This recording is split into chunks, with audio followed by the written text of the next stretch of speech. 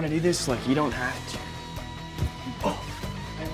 I wasn't sure we're supposed to do it. Cobra Kai is the American hit TV show based on the Karate Kid series, first seen on YouTube Red but eventually making its way over to Netflix after becoming a real hit. The TV series is a comedy drama television series based on the original Karate Kid film, appropriately named after the common phrase Cobra Kai never dies, seen throughout the original film. Cobra Kai is set in 1984 and follows Johnny Lawrence and Daniel LaRusso, both middle-aged men who are sworn martial arts rivals. At some point, Johnny stumbles across a bullied kid named Miguel and takes a liking to him, deciding to help him out. This inspires him to reopen the notorious Cobra Kai dojo once again. In today's video, we're going to reveal some behind-the-scenes moments and secrets from Cobra Kai. But before we get into the video, don't forget to leave a like and subscribe to the channel with notifications turned on so you don't miss any of the new videos we post. What is Cobra Kai about? Cobra Kai is a martial arts comedy drama streaming television series based on Robert Mark Kamen's original The Karate Kid flicks. Josh Held, John Hurwitz, and Hayden Schlossberg devised the show, which stars Ralph Macchio and William Zabka as Daniel LaRusso and Johnny Lawrence, respectively, from the 1984 film The Karate Kid. Cobra Kai, set 34 years later, covers the Miyagi-verse story from Johnny's perspective, including his choice to reopen the Cobra Kai Karate Dojo and the rekindling of his old rivalry with Daniel. Courtney Hengler, Zolo Maridue, Tanner Buchanan, Mary Mouser, Jacob Bertrand,